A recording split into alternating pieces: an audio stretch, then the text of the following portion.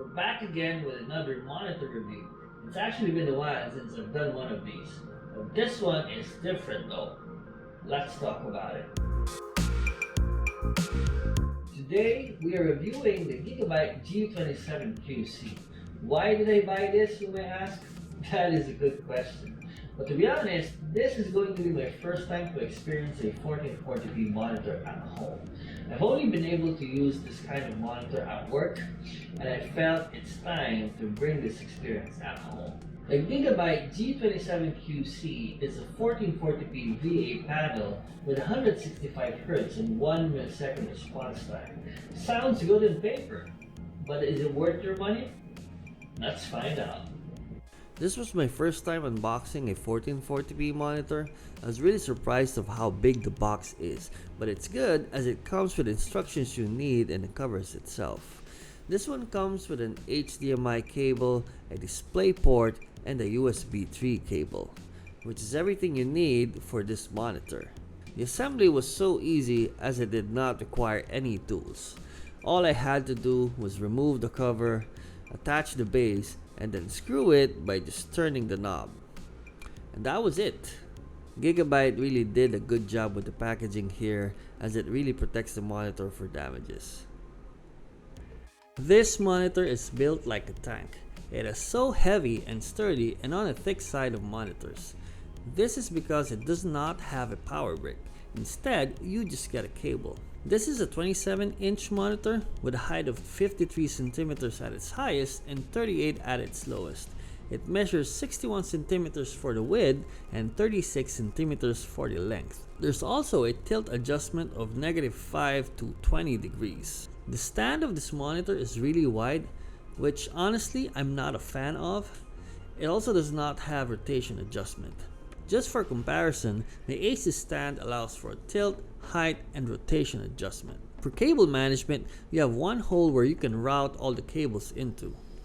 It's also VESA compatible, which at this price point is really expected. For the ports, you get 2 HDMI and 1 display port, as well as a built-in USB dock. This one also has a joystick for on-screen display controls, which I prefer versus those multiple button ones.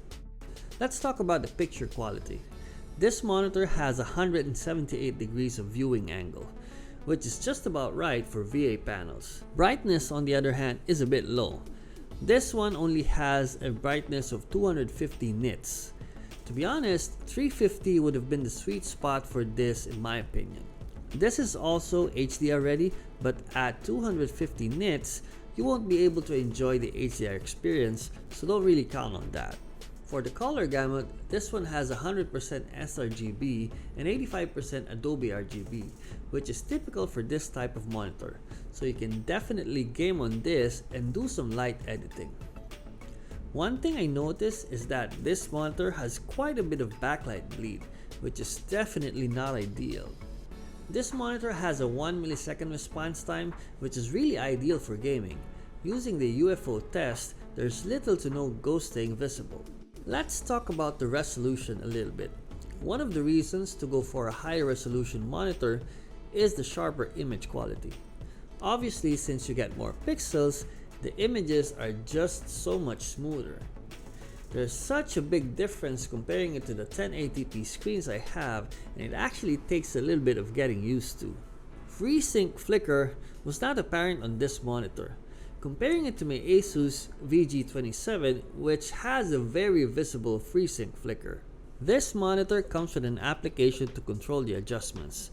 The application allows you to have the same level of control as the physical joystick would, but on top of that, you can incorporate shortcuts directly on your keyboard to switch profiles if you want to. Now let's talk about the gaming experience. I've always wanted to experience 1440p gaming since I started to get into PC gaming.